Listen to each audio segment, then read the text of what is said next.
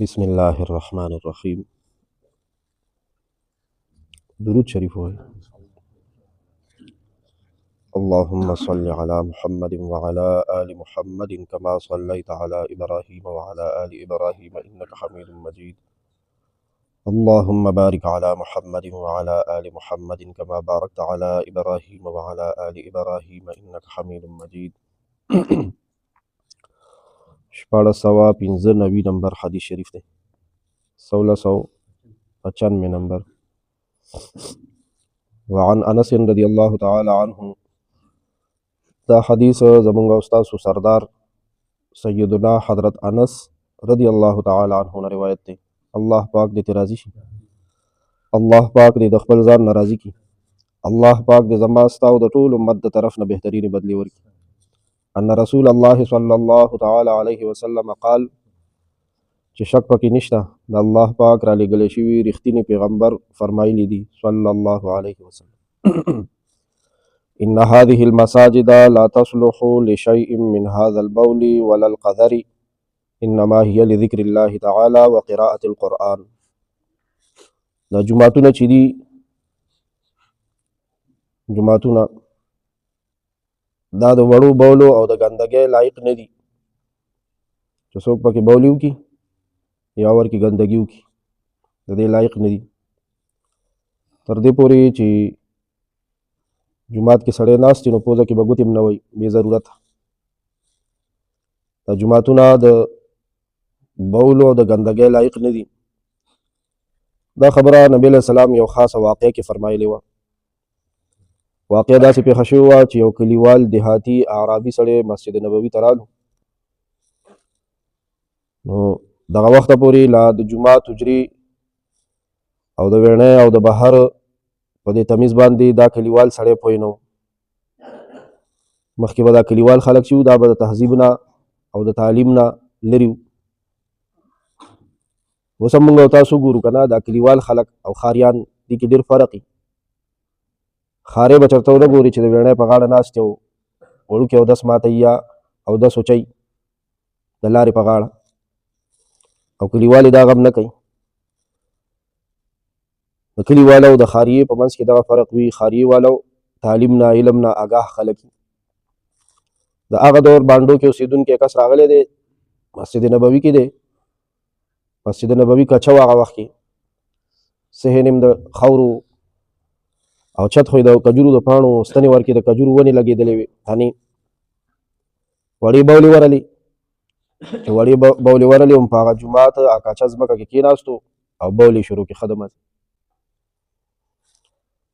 صحابه چې کوم ناستو نو خو پوهېدل چې دا خو د خدای کور دی، دا څه کوي جومات. نو هغوی را ببر شوه، نه مکو یې پې کول چې نبي علیه السلام دا صحابه مني که چې نه دورانې بول په چا باندې روانې بولې بندول نه دي په کار، مه بندوئ، مه کوئ، غلي شه. بس صحابه خو غلي شو، هغه بولو نه فارغه شو. نبی علیه صلات وسلام رحمت للعالمین مشفق پیغمبر شفقت په دغه کلیوال سړي باندې وکړو، میرې والا باندې، دیهاتي او عربي باندې.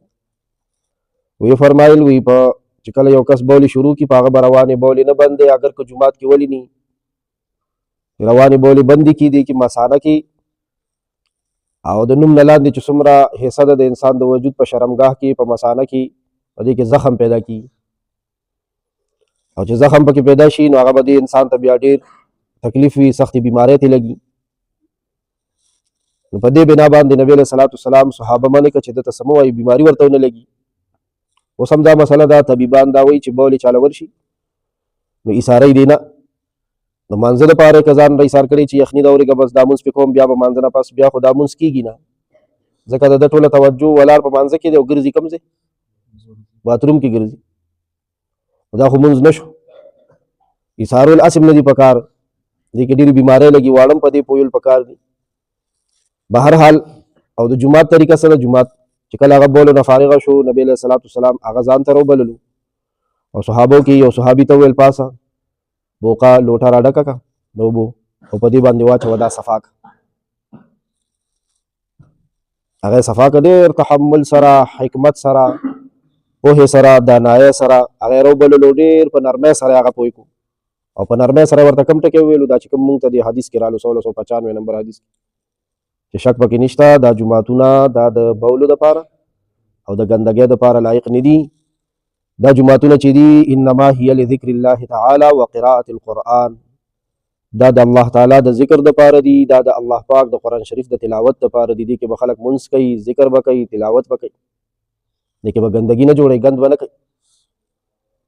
ما تاسو ته عرض وکړو بېدبي د مافي جومات کې یو کس ناسي ټیشو پیپر دی ورسره یا ورسره رومال دی او هغه د سپېږمو کې وهي او پوزه راپاکوي، هم په هغه رومال په جومات په صف یا په دیوال نه مږي، دا مکروه عمل دی.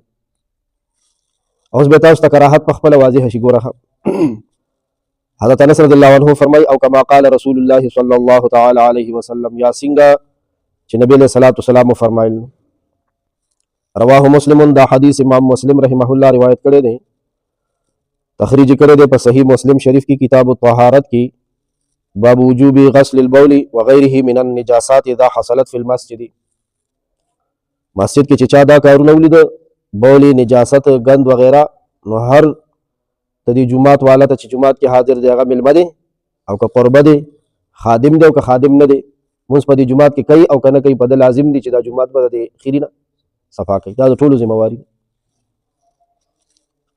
تشریح کې علماء کرام فرمایي دا خو دغه وخت واقع چې کله دیهاتي راغلی دی مسجد نبوي کې پیشاب کول، وړې بولې کولې، متیازې کولې، نو نبی علیہ الصلوۃ والسلام بیا ډېر تحمل سره پوه کړی دی چې دا جمعتونه د عبادت دپاره دي، ذکر دپاره دي، دعا دپاره دي، تلاوت دپاره دي، مراقبې دپاره دي، دا خو د نیکو کارونو دپاره دي. په دې ځای کې په دې امامانو کې حضرت امام شعراني رحمت الله علیه یو خبره کړې ده، وی بل تراه اذا رأى ولده الصغير بال او تغوت على باب قصر الملك. د دنیا بادشاہ دی، یو ګورې ذهن کې دا خبر لګه کې د امام شعراني صاحب ډېره ښکلې خبره کړې ده.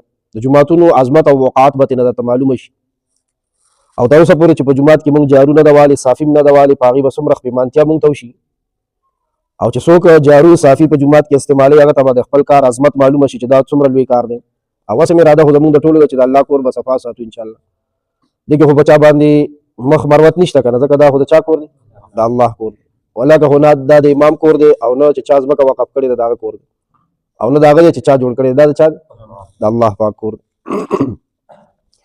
د دنیا بادشاہ دی، بادشاہ د هغه د محل دروازه ده، د محل د دروازې بهر طرف ته د چا ماشوم رالو او وړې بولې وکړي، د چا مخې ته وکړي؟ د بادشاہ د محل د دروازې بهر طرف ته وکړي. نو دغه کس له به تر هغه وخته پورې چین او آرام نه راځي چې تر څو پورې هغه ګندګي صفا کړي ني. که د دې د صفایۍ دپاره د سره سم ني، یقینه مو شو چې په خپل څادر به یې صفا کوي، خو صفا کوي به چې دا خو زما ماشوم د چا د دروازې مخې ته بولې بادشاه. او دا کار به دې صرف د څه د وجې نه کوي؟ د بادشاه د ویرې نه. سر ته مې خطره ده چېرته بادشاه خبر نه شي. اوس عمده معامله ده، ماشوم مې رالو او د خدای د کور مخه کې بولې وکړي جومات کې، نو بیا ما هغه ځای کې تر ماښامه پرتې وي، هغه بولې تر ماښامه پرتې وي. نو دې نه د اندازه ولګولی شي چې ما د بادشاه لحاظ وکړو، د بادشاهانو د بادشاه لحاظ ونه کړو. دا جومات چې دی که نه دا د الله کور دی. یو ځلې بادشاه او ښځې خپلو کې د مینې محبت خبرې کولې، په دې دوران کې دا بادشاه ورته وایي که نن زما دومره لویه بادشاهي ده چې په شپه کې ته څوک وتی نه شي، دومره لویه ایریا باندې زما بادشاهي ده. ښځه ورته کښېنه مړه څه بادشاهي دي ده. ښځه او خاوند خو دا خبرې وي. خاوند غوسه شو، ورته وایي که د نن شپه کې به ته زما د بادشاهۍ نه ونه وتې او ما په 3 کاڼو طلاق. ښځه فکر بنده شو چې دا څه وویل، زه خو بادشاهۍ نه وتی نه شم. داسې موقعو کې بیا د علماو نه تپوسونه شروع شي. عالم صاحب نه تپوس وکړو، بیبي والا راغله چې خاوند مې داسې ویلي دي، وایي ښه، وایي دا خو اسانه خبره ده، د دې خبرو حل دی علماو سره. قسم دی زمونږ د دنیاوي ژوند حلونه هم په دین کې شته دی او هغه د عالمانو ته معلومه دی چې دنیاوي ژوند به څنګه د خوشحالو تېرو او د دین په حق له خو هم دي پوهي. نو عالم صاحب ورته وایي داسې کار وکړه چې دا نن شپه جومات کې تېره کړه، ځکه جومات د بادشاه د بادشاهۍ نه بهر دی. لږ ووایي جومات د بادشاه د بادشاهۍ نه څه دی؟ بهر دی. په دې کې د هېڅ چا بادشاهي نشته دی. د چا بادشاهي؟ نو اوس ما ته ووایي چې دا د الله کور دی، په دې کې که د لرګي ضرورت یو لرګی ولګوم نو د چا کور کې مې ولګوم؟